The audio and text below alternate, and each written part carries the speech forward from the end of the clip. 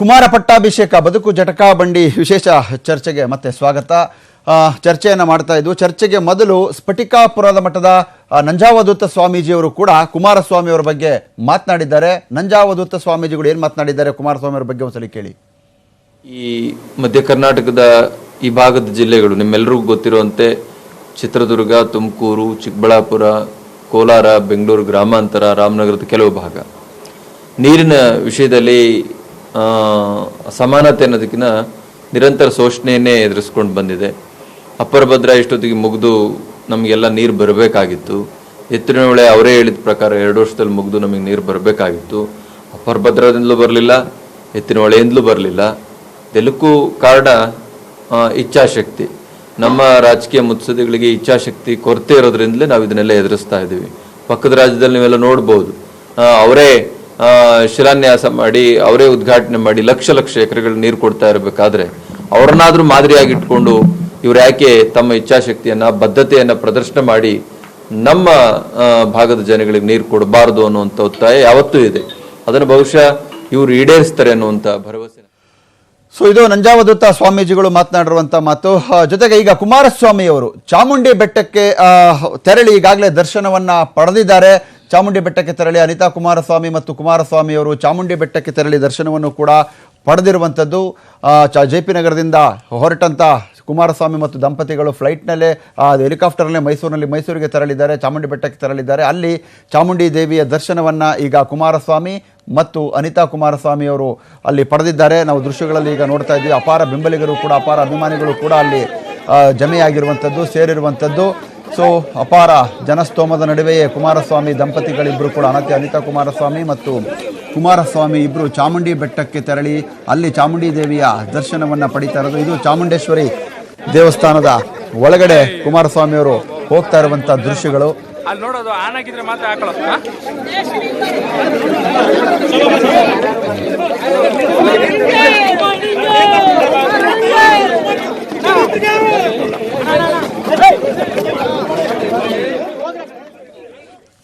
So ಇದು ರಾಮಕೃಷ್ಣ ಗೌಡ್ರೆ, ಅಂದರೆ ನೀವು ಇವತ್ತು ನಿಮ್ಮ ಹರಕೆ ತೀರುತ್ತೆ ಯಾವಾಗ? ನಿಮ್ಮ ಇಡೀ ಕೇಶಮುಂಡನ ಇದೆಲ್ಲವನ್ನು ಕೂಡ ತೆಗೆದುಕೊಳ್ಳೋದು ಯಾವಾಗ? ಇವತ್ತು ಪ್ರಮಾಣವಚನ ಸ್ವೀಕರಿಸಿ ನೋಡ್ಕೊಂಡು ಹಂಗೆ ದೇವೇಗೌಡರು ಮಾತಾಡ್ಸ್ಕೊಂಡು ಹೋಗ್ತೀರಾ? ಸಂಜೆ 4:00ವರೆಗೆ ಪ್ರಮಾಣವಚನ ಸ್ವೀಕಾರ ಸಂದರ್ಭದಲ್ಲಿ ನೀವು ಅಲ್ಲಿ ವಿಧಾನಸೌಧದ ಹೋಗ್ತೀನಿ, ಎದುರಿಗೆ ಅಲ್ಲಿ ಇರ್ತೀರಾ? ಇರ್ತೀನಿ ಸ್ವಾಮಿ. ಸೊ ಇನ್ನು ಯಾರೆಲ್ಲ ಬಂದಿರಿ ನಿಮ್ಮೂರಿಂದ? ನಮ್ಮೂರಿಂದ ಸುಮಾರು ಒಂದು 100 ಸೀಟ್ ಮೇಲೆ ಬಂದಿದೆ ಸ್ವಾಮಿ. ಎಲ್ಲ ಹೊರಗಡೆ ಇಲ್ಲೆಲ್ಲ ಬಿಡ ಕಿಲೋಮೀಟರ್ ಬೇರೆ ಕಡೆ ಅಲ್ಲಿ JP ನಗರ, JP ಭವನ ಅಲ್ಲಿ, ಆಮೇಲೆ ವಿಧಾನಸೌಧ ಹತ್ರ ಎಲ್ಲ ಹೋಗವ್ರೆ. ಆಮೇಲೆ ಕಾರಂದು ಎಲ್ಲ ಕುತ್ಕೊಳಕ್ ಹಾಕಲ್ವಲ್ಲ, ಅದಕ್ಕೋಸ್ಕರ ಇಲ್ಲಿಗೆ ನಿಮ್ಮ ಸರಿಗೆ ತಗೊಂಡು ಇಲ್ಲಿ ಬಂದ ಸ್ವಾಮಿ. ಸೊ ಇವತ್ತು ಪದಗ್ರಹಣವನ್ನ ಕುಮಾರಸ್ವಾಮಿ ಅವರು ಸ್ವೀಕಾರ ಮಾಡ್ತಾರೆ ಮುಖ್ಯಮಂತ್ರಿಯಾಗಿ. ಸೊ ನೀವು ಮತ್ತೇನು ಹರಕೆ ಹೊತ್ಕೊಳ್ಳುವಂತ ಸಾಹಸಕ್ಕೆ ಏನಾದ್ರು ಕೈ ಹಾಕ್ತೀರಾ ಅಂತ? ಇಲ್ಲ ಸ್ವಾಮಿ, ಇಷ್ಟು ನಾನು ಮಾಡಿದ್ದು ದೇವ್ರು ಕೊಟ್ಟು ತೀರ್ಪಿದು, ಆ ಲಕ್ಷ್ಮೀನಾರಾಯಣ ಕೊಟ್ಟರು ತೀರ್ಪು. ಈ ಬಡವರು ಬಗ್ಗರು ಸತ್ತೋದ್ರಲ್ಲ 3,000-4 ಸಾವಿರ ಜನ ರೈತರುಗಳು ಆತ್ಮಹತ್ಯೆ ಮಾಡ್ಕೊಂಡು ಅವ್ರಿಗೆ ಔಷಧಿ ತಗೊಳ್ಳೋ ಕಾಸಿಲ್ದೇನೆ ಲಾಸ್ಟ್ಗೆ ತುಂಡಾಗಗಳು ಗಂಟೆ ಹಾಕೊಂಡು ಸತ್ತೋಗ್ಬಿಟ್ಟವ್ರು ಸಹ ಅಂತ. ಅದೆಲ್ಲಾನು ಅವ್ರು ನೋಡಿ ಅವ್ರಿಗೆ ದಾನ ಧರ್ಮ ಮಾಡಿದ್ರು. ನೀವೇನು ಓದಿದ್ದೀರಾ? ನಾನು ಓದಿಲ್ಲ, ಹೈಸ್ಕೂಲ್ಗೆ ಹೋಗಿಲ್ಲ ಸಹ. ಮನೆ ಕಡೆ ಜಮೀನು ಕೆಲಸ ಆಗದ್ದೆ ಇವೆಲ್ಲ ಇದೆಯಾ? ಮನೆ ಕಡೆ ಜಮೀನೆಲ್ಲ ಜೋರಾಗಿದೆಯಾ? ಇಲ್ಲ, ಒಂದು 5 ಎಕರೆ ಇದೆ ಸ್ವಾಮಿ. ಅಂದ್ರೆ ನಮ್ಗೆ ಇನ್ನೊಬ್ರದಕ್ಕೆ ಹೋಗಂಗಿಲ್ಲ, ನಮ್ದೇನೋ ಮಾಡ್ಕೊಂಡು ಆಮ್ಲಂಗಜ ಕುಡ್ಕೊಂಡು ಯಾರು ಬದುಕೋ ರೀತಿಲಿ ಮರ್ಯಾದಿಲಿ. ಸೊ ಇನ್ನ ಒಂದು ಎಕ್ಸ್ಕ್ಲೂಸಿವ್ ಆಗಿ ದೇವೇಗೌಡರ ನಿವಾಸದಲ್ಲಿ ನಮ್ಮ ಆಂಕರ್ ನವಿತಾ ಅವರು ಕೂಡ ದೇವೇಗೌಡರ ನಿವಾಸದಲ್ಲಿದ್ದಾರೆ. ಅಲ್ಲಿ ಚೆನ್ನಮ್ಮ ಅವ್ರ ಜೊತೆ ಅವರು ಕೂಡ ಸಂಭಾಷಣೆಯನ್ನ ನಡೆಸ್ತಾ ಇದ್ದಾರೆ. Navita, over to Navita. Yes, thank you Eshwar. ಈಗಾಗಲೇ 24ನೇ ಮುಖ್ಯಮಂತ್ರಿಯಾಗಿ ಪದಗ್ರಹಣ ಮಾಡೋದಕ್ಕೆ ಕುಮಾರಸ್ವಾಮಿ ಯಾವ ರೀತಿಯಾಗಿ ಸಿದ್ಧತೆಗಳನ್ನು ಮಾಡಿಕೊಂಡಿದ್ದಾರೋ ಅದೇ ರೀತಿಯಾಗಿ ದೇವೇಗೌಡರ ಮನೆಯಲ್ಲಿ ಕೂಡ ಸಾಕಷ್ಟು ಸಂಭ್ರಮ ಇದೆ, ಹಬ್ಬದ ವಾತಾವರಣ ಇದೆ. ಬೆಳಗಿನಿಂದಲೇ ಚೆನ್ನಮ್ಮ ಅವರು ಪೂಜೆ ಪುನಸ್ಕಾರಗಳಲ್ಲಿ ಕೂಡ ತೊಡಗಿಕೊಂಡಿದ್ರು. ಹಾಗಾಗಿ ಈಗ ನಮ್ಮ ಜೊತೆ ಮಾತನಾಡೋದಕ್ಕೆ ಖುದ್ದು ಕುಮಾರಸ್ವಾಮಿ ಅವರ ಅಮ್ಮ, ಮಾಜಿ ಪ್ರಧಾನಿ ದೇವೇಗೌಡರ ಪತ್ನಿ ಚೆನ್ನಮ್ಮ ಅವರು ಇದ್ದಾರೆ. ಅಮ್ಮ, ಕಾರ್ಯಕ್ರಮಕ್ಕೆ ಸ್ವಾಗತ. ಮೊದಲನೇದಾಗಿ ಯಾವ ರೀತಿಯಾಗಿ ಖುಷಿ ಹಂಚಿಕೊಳ್ತಾ ಇದ್ದೀರಾ? ನಿಮ್ಮ ಮಗ ಈಗ ಮುಖ್ಯಮಂತ್ರಿಯಾಗಿ ಪದಗ್ರಹಣವನ್ನ ಮಾಡ್ತಾರೆ 4:15 ಹೊತ್ತಿಗೆ. ಹೇಗೆ ಖುಷಿ ಆಗ್ತಾ ಇದೆ ನಿಮ್ಗೆ? ಯಾವ ರೀತಿಯಾಗಿ ಆಶೀರ್ವಾದ ಮಾಡ್ತೀರಿ? ಖುಷಿ ಆಗ್ತಾ ಇದೆ. ಆದರೆ ಎರಡು ಪಾರ್ಟಿ ಸೇರ್ಕೊಂಡು ಮಾಡ್ತಾ ಇರೋದ್ರಿಂದ ಅದು ಚೆನ್ನಾಗಾಗಿ ಎಲ್ಲ ಜನಗಳಿಗೆಲ್ಲ ದೇಶಕ್ಕೆ ಒಳ್ಳೇದಾಗಲಿ, ಕಷ್ಟ ಸುಖ ಎಲ್ಲ ನೋಡ್ಕೊಂಡು ಮಾಡಬೇಕು. ಅವ್ರಿಗೆಲ್ಲ ಸರಿ ಹೋಗುತ್ತೋ ಏನು ಗೊತ್ತಾಗೋದಿಲ್ಲ. ಆಮೇಲೆ ನೋಡ್ತಾ ಇರ್ಬೇಕಷ್ಟೇ. ಆತಂಕ ಇದೆಯಾ ನಿಮ್ಗೂ ಇನ್ನೂ ಕೂಡ? ಆತಂಕ ಇದೆ ಆತಂಕ. ಹೇಗಪ್ಪ ಏನು, ಅವರು ಜಾಸ್ತಿ ಇದ್ದಾರೆ, ಇವರು ಕಡಿಮೆ ಇದ್ದಾರೆ. ಮೊದಲೇ ಇವರು ಎಲ್ಲ ಹೀಯಾಳಿಸ್ತಾ ಇದ್ದಾರೆ. ಅವನೇನೋ ಎಲ್ಲ ಅದು ಹೇಳಿದೇನಲ್ಲ, ಇಡೀ ಕರ್ನಾಟಕದಲ್ಲೇ ಮಾಡೋದೆಲ್ಲ ಸಾರ್ಕೊಂಡು ಬಂದಿದ್ದೇನೆ. ಅದರಿಂದ ಅದೆಲ್ಲ ಮಾಡೋಕ್ಕಾಗುತ್ತಾ ನೋಡ್ತಾ ಇರಬೇಕಷ್ಟೇ. ಅಂದ್ರೆ ಯಾವೆಲ್ಲ ಪ್ರಣಾಳಿಕೆಗಳಲ್ಲಿ ರೈತರಿಗೆ ಅಥವಾ ಆಗಿರ್ಬೋದು ಇಡೀ ಜನರಿಗೆ ಭರವಸೆ ಕೊಟ್ಟಿದ್ರು, ಅದು ಮಾಡಕ್ಕಾಗುತ್ತೋ ಇಲ್ಲೋ ಅನ್ನುವಂತಹ ಆತಂಕ ಎಲ್ರಿಗೂ ಇದೆಯಾ ನಿಮ್ಮ ಇಡೀ ಫ್ಯಾಮಿಲಿಯಲ್ಲಿ? ಹೌದು, ಎಲ್ರಿಗೂ ಇದೆ. ಅವ್ರ ತಂದೆಗಂತೂ ತುಂಬಾ ಅದೇ, ಅವ್ರ ಮನಸ್ಸು ಬೇಜಾರದಲ್ಲೇ ಇರ್ತಾರೆ ಅವರು. ಯಾವ ಕಾರಣಕ್ಕಾಗಿ ಬೇಜಾರಿದೆ ಅಂದ್ರೆ ಈ ಪಾರ್ಟಿಯ ಇದು ಇವನು ಮಾಡಕ್ಕೆ ಒಳ್ಳೆ ಕೆಲಸ ಮಾಡೋರು ಅವರು ಸೇರ್ ಮಾಡಬೇಕಲ್ಲ, ಮಾಡಲಿ ಅಂತ ಅವ್ರ ಮನಸ್ಸು ಅಷ್ಟೇ. ಮನಪೂರ್ವಕವಾಗಿ ಒಪ್ಪಿಗೆಯನ್ನ ಕೊಟ್ಟಿದ್ದಾರ ದೇವೇಗೌಡರು ಕಾಂಗ್ರೆಸ್ ಜೊತೆ ಸೇರ್ಕೊಳ್ಳೋದಿಕ್ಕೆ? ಕೊಟ್ಟಿದ್ದಾರೆ. ನಿಮ್ಗೆಲ್ರಿಗೂ ಕಾಂಗ್ರೆಸ್ ಜೊತೆ ಸೇರಿ ಆಡಳಿತ ನಡೆಸೋದಕ್ಕೆ ಅಥವಾ ಸರ್ಕಾರ ರಚಿಸೋದಕ್ಕೆ ಖುಷಿ ಇದೆಯಾ ನಿಮ್ಗೆ? ಖುಷಿ ಇದೆ. ಅವರು ಅವರಿಬ್ಬರಿಗೂ ಈ ಪಾರ್ಟಿಯವರಿಬ್ಬರಿಗೂ ಸೇರ್ಕೊಂಡು ಅವರಿಗೆ ಎಷ್ಟು ಅವಕಾಶ ಏನೇನಾಗುತ್ತೋ ನೋಡ್ತಾ ಇರ್ಬೇಕಷ್ಟೆ. ನೀವು ಅನ್ಕೊಂಡಿದ್ರ ಈಗ 38 ಕ್ಷೇತ್ರಗಳಲ್ಲಿ ವಿನ್ ಆಗಿದ್ದಾರೆ, ಆದ್ರೂ ಸಿಎಂ ಆಗ್ತಾನೆ ನನ್ ಮಗ ಅಂತ ಅನ್ಕೊಂಡಿದ್ರ? ಇಲ್ಲ, ಎಲ್ಲಿಂದ ಸತ್ಯ ಅನ್ಕೊಂಡಿರ್ಲಿಲ್ಲ. ಅದೇ ಅವರು ಪಾಪ ಇದು ಕೊಟ್ಟರು ಸಹಕಾರ, ಇಬ್ಬರು ಏನು ಇದು ಮಾಡ್ತಾ ಇದ್ದಾರೆ, ಸಹಕಾರ ಕೊಟ್ಟು ಖುಷಿಯಿಂದ ಇದ್ದಾರೆ. ಅವರು BJP ಇದಕ್ಕೆ ತೊಂದರೆ ಕೊಡ್ತಾರೆ ಅಂತ ಎಲ್ಲ ರಿಸಲ್ಟಲ್ಲಿ ಎಲ್ಲ ಇದು ಅವರು ಎಲ್ಲ ಮಾಡ್ತಾ ಇದ್ದಾರಲ್ಲ, ಒಳ್ಳೆ ಇದು ಮಾಡ್ಬೇಕು ಜನಕ್ಕೆ ಅಂತ ಅವ್ರಿಗೂ ಇದೆ. ಅದರಿಂದ ಸಹಕಾರ ಕೊಟ್ಕೊಂಡು ಹೋಗ್ತಾ ಇದ್ದಾರೆ. ಮುಂದೆ ಏನೇನಾಗುತ್ತೋ ನೋಡಬೇಕು. ಈಗ ಪೂಜೆ ಪುನಸ್ಕಾರಗಳನ್ನ ಮಾಡ್ತೀರಿ, ನಿಮ್ಮ ಇಡೀ ಕುಟುಂಬ ಯಾವತ್ತು ಕೂಡ ದೇವರನ್ನ ಕೂಡ ನಂಬುವಂತದ್ದು ಜಾಸ್ತಿ ಆಗಿ ಅಂತ ಹೇಳಿ, ಇದ್ರೆ ಫಲಶ್ರುತಿ ಇದು ಅಂತ ಅನ್ಸುತ್ತಾ ನಿಮ್ಗೆ? ಫಲಶ್ರುತಿ ಅಂತ ನಾವು ಮಾಡೋದು ಪೂಜೆ ಮಾಡ್ತಾ ಇದ್ವಿ, ಕೊಡೋದು ಭಗವಂತ.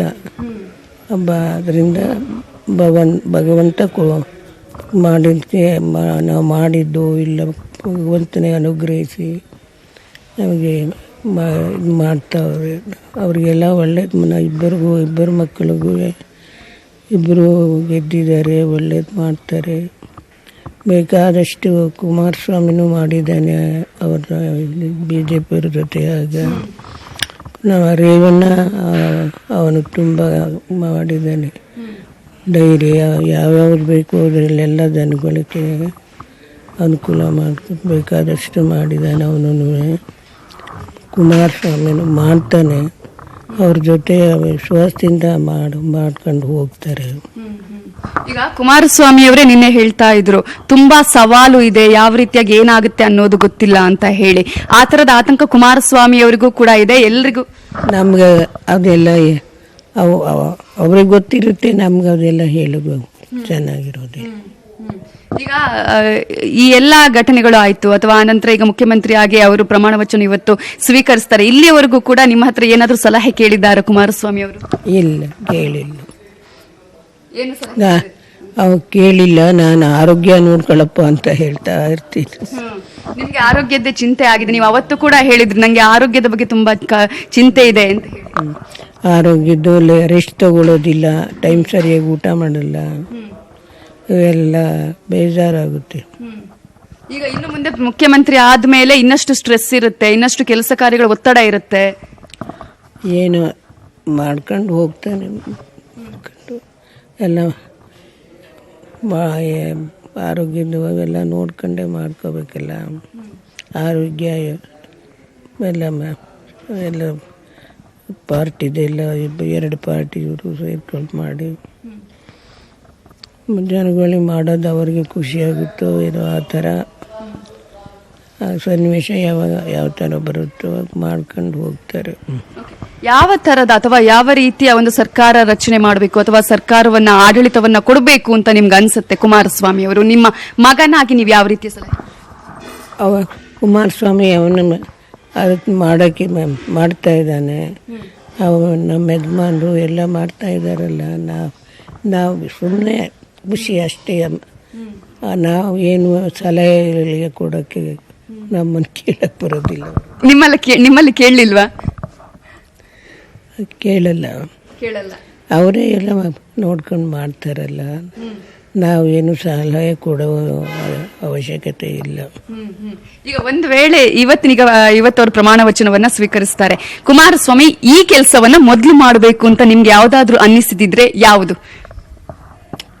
ನಮಗೆ ಅದೇನು ಅದೆಲ್ಲ ಬಂದಾಗ ಸರಿ ಅಂದ್ಕೊಳ್ಳೋದು, ಇಲ್ಲದೆ ಇದ್ರೆ ಅವೆಲ್ಲನೂ ನಾವೇನು ಇದು ಮಾಡ್ಕೊಂಡು ಹೋಗಲ್ಲ. ಅವ ಜ್ಞಾಪಕ ಮಾಡಿಕೊಂಡು ಬರಲಿ ಆಗಲಿ, ಇವಾಗ ಇದಾಯ್ತಲ್ಲ ಅದೇ ಆ ಥರ ಏನೂ ಇಲ್ಲ. ದೇವರು ಏನು ಕೊಡಬೇಕೋ ಅದು ನಾವು ಅನುಭವಿಸ್ಬೇಕಷ್ಟೇ. ಅದು ನಾವು ದೇವರು ಅಂತೀವಲ್ಲ, ನಾವಿನ್ನು ಬೇರೆ ನಾವೇನು ದೇವ್ರಿಗೆ ವಿರುದ್ಧವಾಗಿ ಮಾಡೋಕ್ಕಾಗಲ್ಲ. ನಾವು ಏನಾಗಬೇಕು ಅಂದಾಗ ನಾವು ಆಗುತ್ತಾ, ಭಗವಂತ ಅದೇ ದೇವರಿಂದಾನೇ ಎಲ್ಲ ಆಗೋದು, ನಮ್ಮಿಂದ ಏನೂ ಆಗಲ್ಲ. 5 ವರ್ಷ ಸುಭದ್ರವಾದ ಸರ್ಕಾರ ರಚನೆ ಮಾಡ್ತಾರೆ ಅಥವಾ ಒಳ್ಳೆಯ ಆಡಳಿತ 5 ವರ್ಷ ಕೂಡ ಕುಮಾರಸ್ವಾಮಿ ಅವರೇ ನೀಡ್ತಾರೆ ಅನ್ನುವ ನಂಬಿಕೆ, ಭರವಸೆ ನಿಮ್ಗಿದೆಯಾ? ಅದೆಲ್ಲ ಭರವಸೆ ಇಲ್ಲ, ಅದೆಲ್ಲ ಅವ್ರು ಹೇಳ್ಕೊತಾರೆ ಬಿಡಿ, ಮಾಡ್ತಾರೆ. ಅವರ ಅದೇ ಈಗ ಮಾಡ್ತಾ ಇದ್ದಾರೆ, ನಂಬ್ಕೊಳ್ಳೋದು. ಮುಂದಿಂದು ನಮ್ಗೆ ಗೊತ್ತಾಗಿಲ್ಲಲ್ಲ. ಈಗ ಈ ಹಿಂದಿನ ನಾವು ಚುನಾವಣೆಯ ಪೂರ್ವದಲ್ಲಿ ಮಾತನಾಡಿದ್ದನ್ನು ಕೂಡ ನಾವು ಗಮನಿಸಿದ್ವಿ. ಯಾವ ರೀತಿಯಾಗಿ ಟೀಕೆಗಳು ಬಂತು, ವೈಯಕ್ತಿಕವಾಗಿ ನಿಂದನೆ ಮಾಡಿದ್ರು. ಅದರಲ್ಲೂ ಕೂಡ ಅವರಪ್ಪನಾಣೆ ಕುಮಾರಸ್ವಾಮಿ ಸಿಎಂ ಆಗಲ್ಲ ಅನ್ನೋದನ್ನ ಕೂಡ ಹೇಳಿದ್ರು. ಕ್ಷಮಿಸಿದ್ದೀರಾ ನೀವು ಸಿದ್ದರಾಮಯ್ಯ ಅವರನ್ನ? ದೇವೇಗೌಡರು ಕ್ಷಮಿಸಿದಾರಾ? ಅವ್ರಿಗೆ ಮಾತಾಡಿದ್ದಾರೆ ರಾತ್ರಿದಲ್ಲಿ. ಅವ್ರನ್ನೇನು ಕ್ಷಮಿಸೋದು ಇಲ್ಲ, ಇದು ಇಲ್ಲ. ಅದ್ರ ಕಡೆ ಅವ್ರ ಮಾತಿನ ಕಡೆ ಗಮನ ನಾವು ತಗೊಳ್ಳೋದಿಲ್ಲ. ಅವ್ರು ರಾಜಕೀಯದಲ್ಲಿ ಬೇಕು ಅದನ್ನು ಮಾತಾಡ್ತಾರೆ, ನಾವು ಅದಕ್ಕೆ ಏನು ಮಾಡೋಕ್ಕಾಗುತ್ತೆ?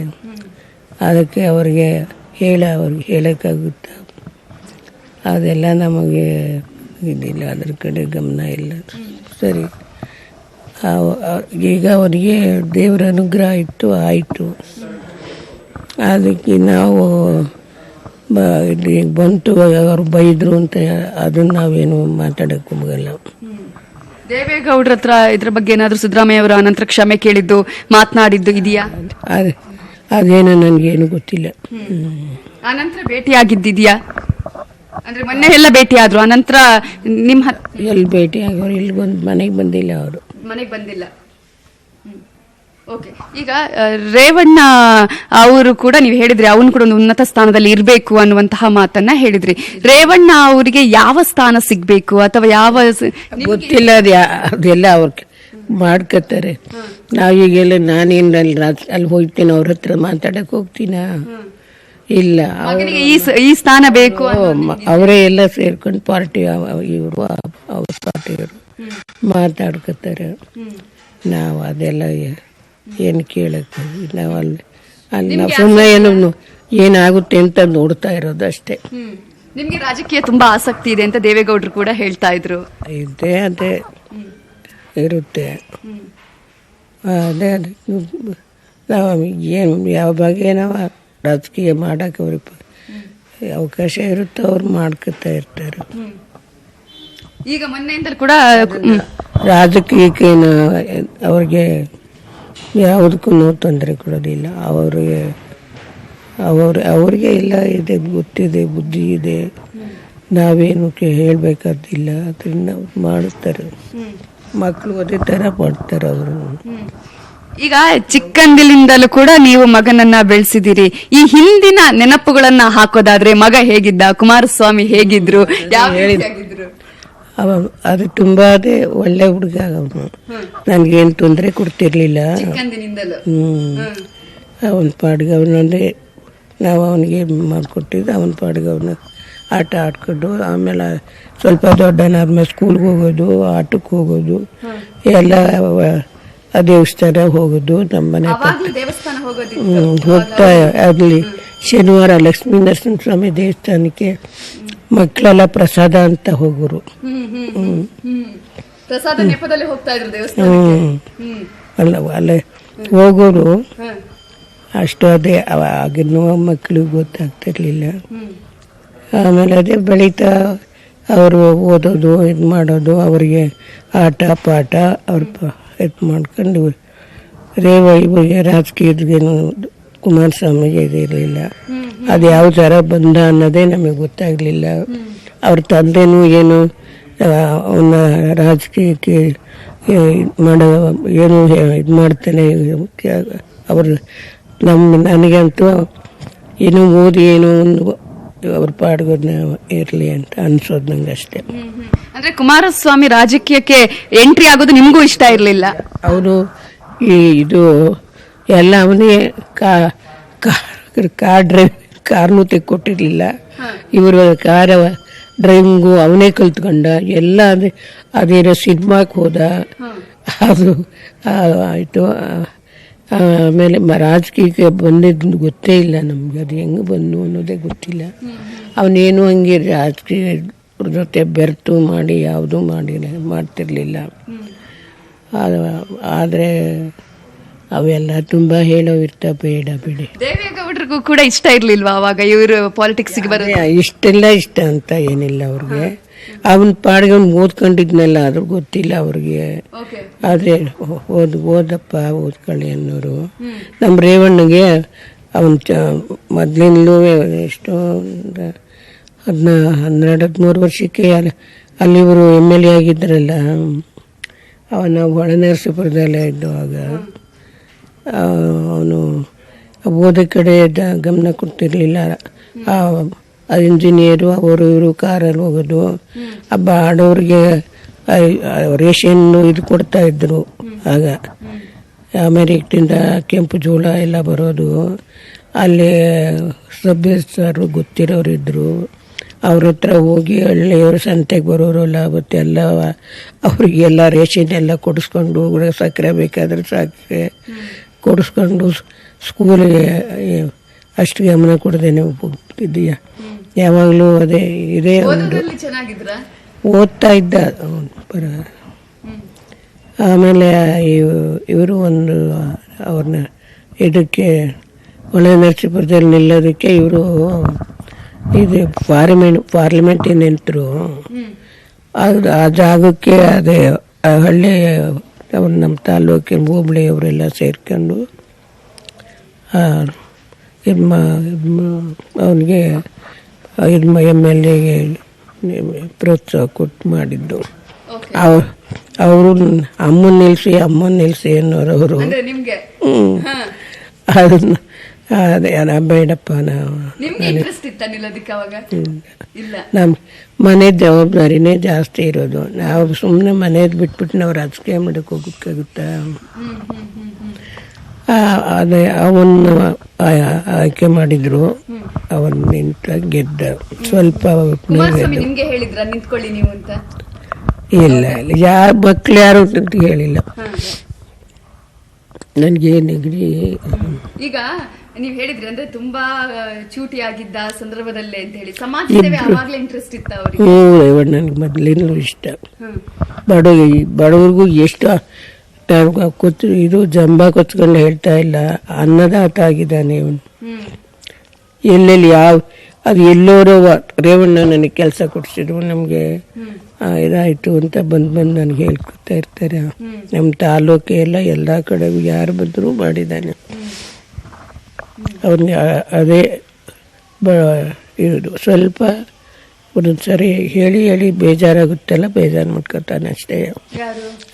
ರೇವಣ್ಣ ಜನಗಳಿಗೆ ಅವರು ಯಾವಾಗಲೂ ಅವ್ರು SLC ಇದು SLC ಡಿಗ್ರಿನೂ ಇಲ್ಲ, ಇವ್ಯಾವುದು ಓದೋರು ಅವರೆಲ್ಲ ಅವ್ರಿಗೆ ಯಾರ್ಯಾರಿಗೆ ಎಲ್ಲೆಲ್ಲಿ ಏನೇನೋ ಅವ್ರಿಗೆಲ್ಲ ITI ದೇವೇಗೌಡರ ಮಾತು ಕೇಳ್ತಾ ಇದ್ರ ಕುಮಾರ್? ITL ಲೆವೆಲ್ಲಿ ITL ಮಾಡಿದ್ರೆ ಬೇಕಾದಷ್ಟು ಚೆನ್ನಾಗಿ ಕೊಟ್ಟಿವೆ. ಬಡವರು ಅವರೆಲ್ಲ ನಮ್ಮ ಕಡೆಯವರೆಲ್ಲ ಹೊಳ ನರಸೀಪುರದ ಕಡೆ. ಈಗ ಚಿಕ್ಕಂದಿನಿಂದಲೂ ನಿಮ್ಮ ಮಾತು ದೇವೇಗೌಡರ ಮಾತು ಕೇಳ್ತಾ ಇದ್ರ ಕುಮಾರಸ್ವಾಮಿ? ಅದ್ಗೆ ಅವಾಗ ಇವ್ರು ಇರ್ತಿರ್ಲಿಲ್ಲ, ರಾಜಕೀಯದಲ್ಲಿ ಓಡಾಡ್ಕೊಂಡಿರೋರು. ನನ್ನ ಕೆಲಸದಲ್ಲೇ ರೀ ಆ ಥರ ಏನೂ ಇಲ್ಲ. ಅವ್ರು ಬಂದರೆ ಹಬ್ಬ ಇದರಲ್ಲಿ ಎಲ್ಲ ಜೊತೆ ಮಕ್ಕಳನ್ನ ಕರ್ಕೊಂಡು ಊಟ ಮಾಡೋದು, ಮಕ್ಕಳನ್ನೆಲ್ಲ ಚೆನ್ನಾಗಿ ಮಾಡೋರು. ದಿನ ಇದು ಮಾಡ್ಕೊಂಡು ಅವಾಗ ಇರ್ತಿರ್ಲಿಲ್ಲ. ಇವರು ಅವರು ಸ್ವಲ್ಪ ದೊಡ್ಡವರಾದ್ಮೇಲೆ ಅವರು ಓದೋದು ಮಾಡೋದು ಕಡೆ ಗಮನ. ಈಗ ಬಿಜೆಪಿ ಸರ್ಕಾರದಲ್ಲಿ ಕುಮಾರಸ್ವಾಮಿ ಇದ್ದ ಸಂದರ್ಭದಲ್ಲಿ ದೇವೇಗೌಡರಿಗೆ ಬೇಜಾರಾಗಿತ್ತು, ಆದ್ರೆ ಈಗ ಖುಷಿ ಇದೆಯಾ? ಖುಷಿ ಇರುತ್ತೆ, ಯಾರಿಗಾದ್ರೂ ಇರೋದಿಲ್ಲ, ನಮ್ಗೆ ಇರುತ್ತೆ ಖುಷಿ. ಖುಷಿ ಇದೆ ಅಂತ ತಪ್ಪುಗಳನ್ನ ಮತ್ತೆ ಮಾಡಬಾರ್ದು ಅನ್ನುವಂತ ಕಿವಿ ಮಾತು ಹೇಳಿದಾರ, ಅಥವಾ ಅದು ಕುಮಾರಸ್ವಾಮಿಗೆ ಆಲ್ರೆಡಿ ಗೊತ್ತಿದೆ ಅಂತ? ತಪ್ಪು ಅಂದ್ರೆ ಈಗ ಇವರು ಅವ್ರಿಗಿಬ್ಬರಿಗೂ ಅವಶ್ಯಕತೆ ಇತ್ತಲ್ಲ. ಈಗ ಎಲೆಕ್ಷನ್ ಹೋಗೋಕ್ಕಾಗುತ್ತಾ? ಅದರಿಂದ ಅವರು ಮಾಡ್ಕೊಂಡು ಹೋಗ್ತಾ ಇದ್ದಾರೆ.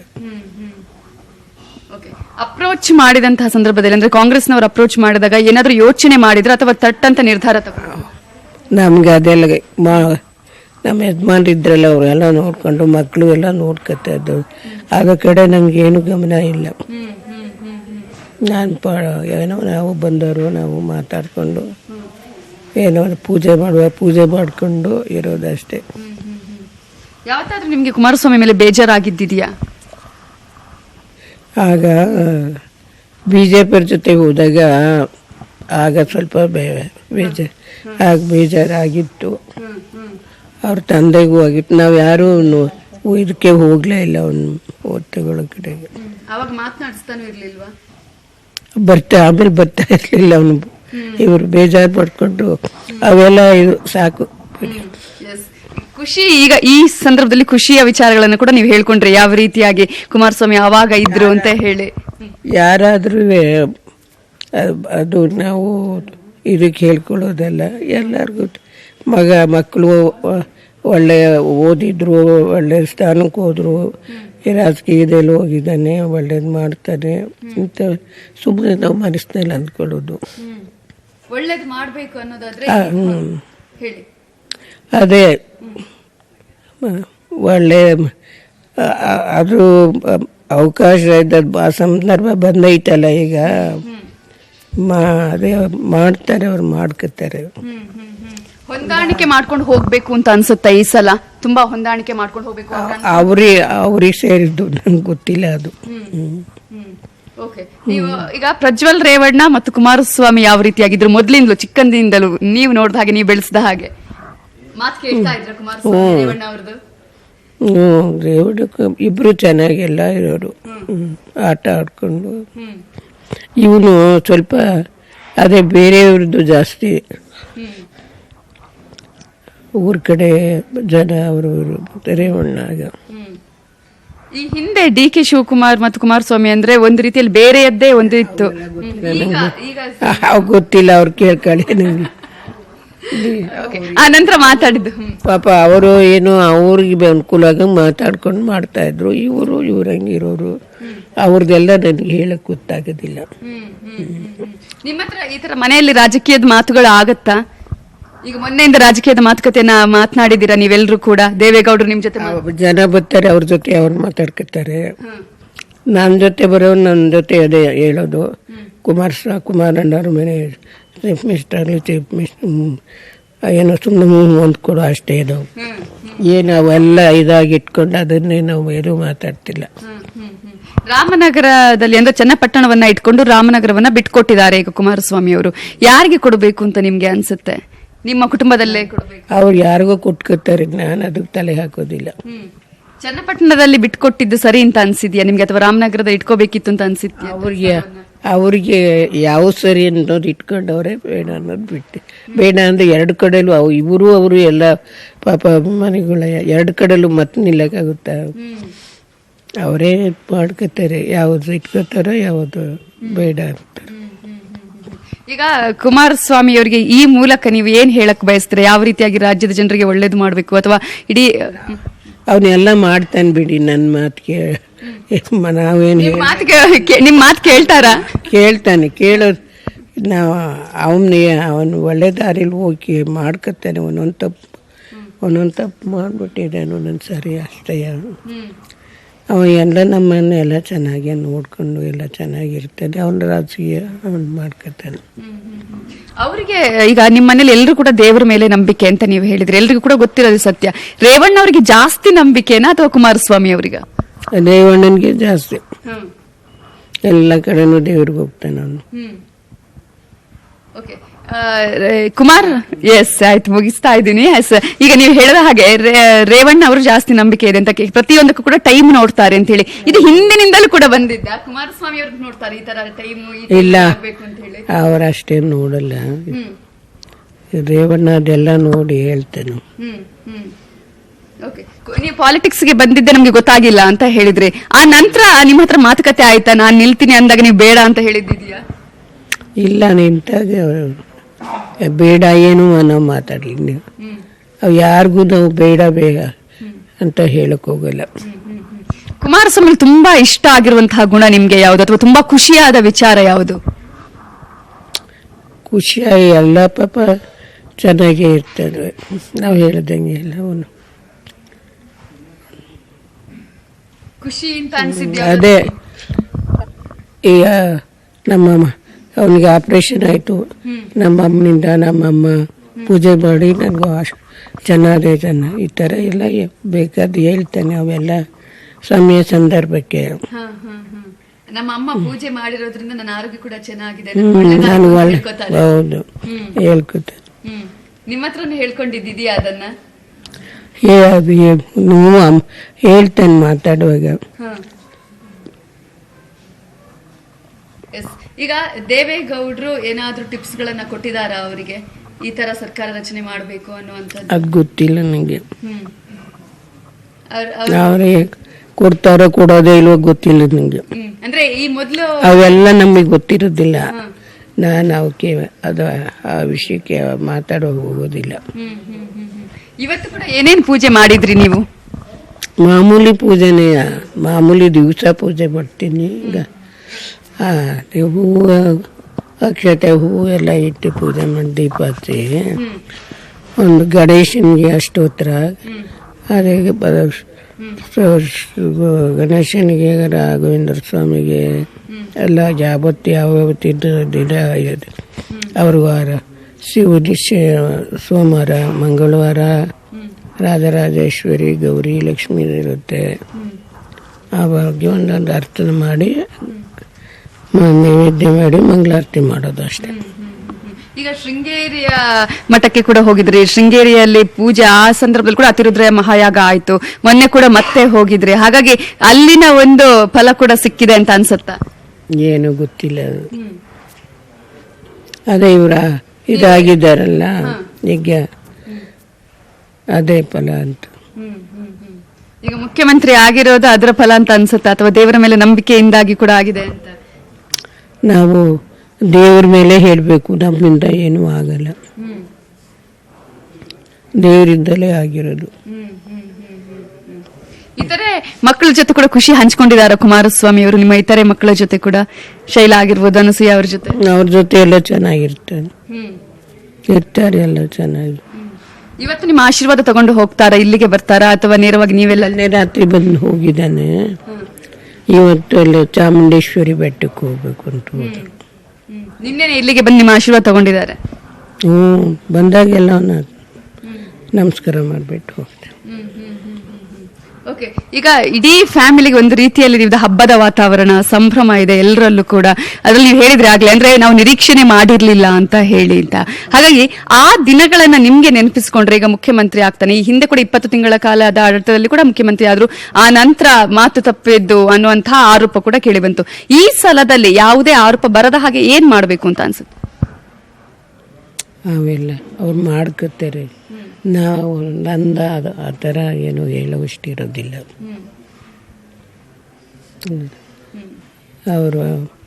ಅವರು ಇವರು ಸೇರ್ಕೊಂಡು ಮಾಡ್ಕೋಬೇಕಲ್ಲ, ಮಾಡ್ತಾರೆ ಅವರು. ಕುಮಾರಸ್ವಾಮಿನೂ ಇವ್ರದ ಮಾಡಬೇಕು ಪಕ್ಷ ನಾವೆಲ್ಲ ನಂಗೆ ಇಷ್ಟು ಸಾಕು ದುಡ್ಡು. ಎಸ್ ಹಾಗೇನೆ ಥ್ಯಾಂಕ್ ಯು. ಹಾಗೇನೆ ಥ್ಯಾಂಕ್ ಯು. ಇದು ಚೆನ್ನಮ್ಮ ಅವರ ಮಾತು ನೀವು ನೋಡಿದ್ರೆ ಯಾವ ರೀತಿಯಾಗಿ ಮಗನ ಮೇಲೆ ಸಾಕಷ್ಟು ನಿರೀಕ್ಷೆಯನ್ನ ಕೂಡ ಅವರು ಇಟ್ಕೊಂಡಿದ್ದಾರೆ. ಒಂದು ಅತ್ಯಂತ ಉತ್ತಮವಾದಂತಹ ಆಡಳಿತವನ್ನ ಕೊಡಬೇಕು ನನ್ನ ಮಗ, ಹಾಗೇನೆ ನಮ್ಮೆಲ್ಲರ ಆಶೀರ್ವಾದ ಇದೆ ಅನ್ನುವಂತಹ ಮಾತನ್ನ ಕೂಡ ಹೇಳಿದ್ದಾರೆ. Over to Eshwar. Thank you Navita. Kumaraswamy ಅವರು ಕೂಡ ಚಾಮುಂಡಿ ಬೆಟ್ಟದಲ್ಲಿ ಮಾತನಾಡ್ತಿರುವಂತದ್ದು ಏನ್ ಮಾತನಾಡ್ತಿದ್ದಾರೆ ನೋಡಿ. ಈ ನಾಡಿನ 6.5 ಕೋಟಿ ಜನತೆ ನೀವುಗಳೇ ಆ ಸ್ಥಾನದಿಂದ ಕೆಲಸವನ್ನು ನಿರ್ವಹಣೆ ಮಾಡತಕ್ಕಂಥ ಹೊಸ ರೀತಿಯ ಪ್ರಜಾಪ್ರಭುತ್ವದ ವ್ಯವಸ್ಥೆಯನ್ನ ಈ ರಾಜ್ಯದಲ್ಲಿ ತರ್ತೀನಿ ಅಂತಕ್ಕಂಥ ಮಾತನ್ನು ಹೇಳಿದ್ದೇನೆ. ಸಮ್ಮಿಶ್ರ ಸರ್ಕಾರದಲ್ಲಿ ನನ್ನ ಕೆಲವು ಇತಿಮಿತಿಗಳಿದ್ರು, ನನ್ನ ಒಂದು ಭಾವನೆಗಳೇನಿದೆ, ನನ್ನ ಒಂದು ಕಲ್ಪನೆ ಚಿಂತನೆಗಳೇನಿದೆ ಅದನ್ನ ಇವತ್ತು ಜಾರಿಗೆ ತರ್ತಕ್ಕಂಥದ್ರಲ್ಲಿ ನಾನು ರಾಜ್ಯಕ್ಕೆ ಒಳಗಾಗ್ತಕ್ಕಂಥ ಪ್ರಶ್ನೆ ಇಲ್ಲ. ವಿಶೇಷವಾಗಿ ನನ್ನ ರೈತ ಬಂಧುಗಳು ಇವತ್ತೇನು ಕೆಲವು ಮಾಧ್ಯಮಗಳಲ್ಲಿ ಕುಮಾರಸ್ವಾಮಿ ಅವರು ಸಾಲ ಮನ್ನಾ ಮಾಡ್ತಕ್ಕಂಥ ವಿಷಯದಲ್ಲಿ ಯೂ-ಟರ್ನ್ ತೆಗೆದುಕೊಂಡಿದ್ದಾರೆ ಅಂತಕ್ಕಂಥ ರೀತಿಯಲ್ಲಿ ಸಾಲ ಮನ್ನಾ ಮಾಡ್ಲಿಕ್ಕೆ ಸಾಧ್ಯ ಇಲ್ಲ ಅಂತಕ್ಕಂಥ ಮಾತು ಹೇಳಿದ್ದಾರೆ ಅಂತಕ್ಕಂಥ ಒಂದು ವಿಷಯವನ್ನೇನು ಪ್ರಸ್ತಾಪ ಮಾಡಿದ್ದಾರೆ ಕೆಲವು ಮಾಧ್ಯಮದಲ್ಲಿ. ನಾನು ಮನವಿ ಮಾಡ್ತೇನೆ, ನಾನು ಯಾವುದೇ ರೀತಿಯ ಯೂ-ಟರ್ನ್ ತೆಗೆದುಕೊಂಡಿಲ್ಲ.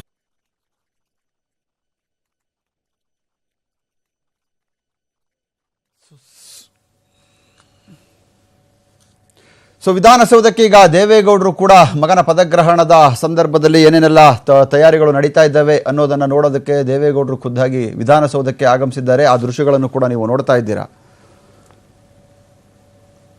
ದೇವೇಗೌಡರು ಕೂಡ ಅಧಿಕಾರಿಗಳೊಂದಿಗೆ ಒಂದು ಸಮಾಲೋಚನೆಯನ್ನ ಮಾಡ್ತಾ ಇರುವಂತದ್ದು. ಅಂದ್ರೆ ಪದಗ್ರಹಣದ ಸಂದರ್ಭದಲ್ಲಿ ತಯಾರಿ ಹೇಗೆ ನಡೀತಾ ಇದೆ, ಭದ್ರತೆ ವಿಚಾರ ಮತ್ತು ರಾಷ್ಟ್ರ ಮಟ್ಟದಲ್ಲೂ ಕೂಡ ನಾಯಕರೆಲ್ಲರೂ ಕೂಡ ಬೆಂಗಳೂರಿಗೆ ಬರ್ತಾ ಇರೋದ್ರಿಂದ, ಈ ಪದಗ್ರಹಣದಲ್ಲಿ ಭಾಗಿಯಾಗ್ತಾ ಇರೋದ್ರಿಂದ ಅವರಿಗೆಲ್ಲರಿಗೂ ಕೂಡ ವ್ಯವಸ್ಥೆ ಸೂಕ್ತವಾಗಿ ಆಗಿದೆಯಾ ಅನ್ನೋ ಲೆಕ್ಕಾಚಾರದಲ್ಲಿ ದೇವೇಗೌಡರು ಕೂಡ ಒಂದು ಪರಿಶೀಲನೆಯನ್ನ ಕುಮಾರಸ್ವಾಮಿ ಅವರು ಇನ್ನೂ ಕೂಡ ಕಂಟಿನ್ಯೂ ಮಾಡ್ತಾ ಇದ್ದಾರೆ. ಮಾತನ್ನ ಕೇಳೋಣ. ರಾಜ್ಯ ಒಳಗಾಗ್ತಕ್ಕಂಥ ಪ್ರಶ್ನೆ ಇಲ್ಲ.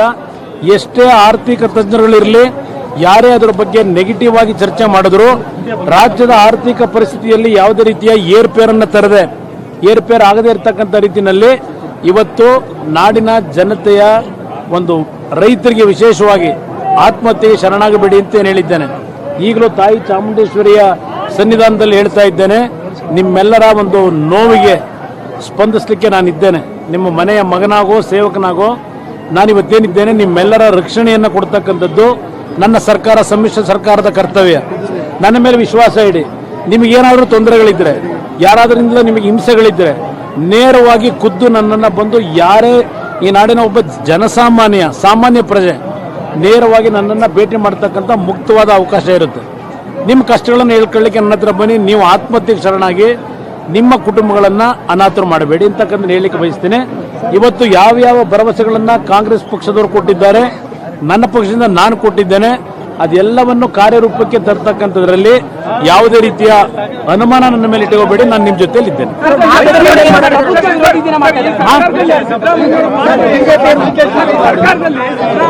ಇನ್ನು 2 ದಿನಗಳಲ್ಲಿ ನಿಮಗೆ ಸಿದ್ದರಾಮಯ್ಯನವರ ಪ್ರಮುಖವಾದ ಪಾತ್ರ ಏನಿರುತ್ತೆ ಅಂತಕ್ಕಂಥದ್ದು ನಿಮಗೆ ಆ ಮಾಹಿತಿ ಕೊಡ್ತೀನಿ.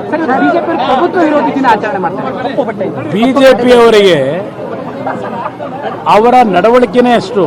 ಅವರಿಗೆ ಎಂದು ಜನಸಾಮಾನ್ಯರಿಗೆ ಸ್ಪಂದಿಸಿ, ಜನರ ಕಷ್ಟಗಳಿಗೆ ಸ್ಪಂದಿಸಿ ಕೆಲಸ ಮಾಡ್ತಕ್ಕಂಥವರಲ್ಲ.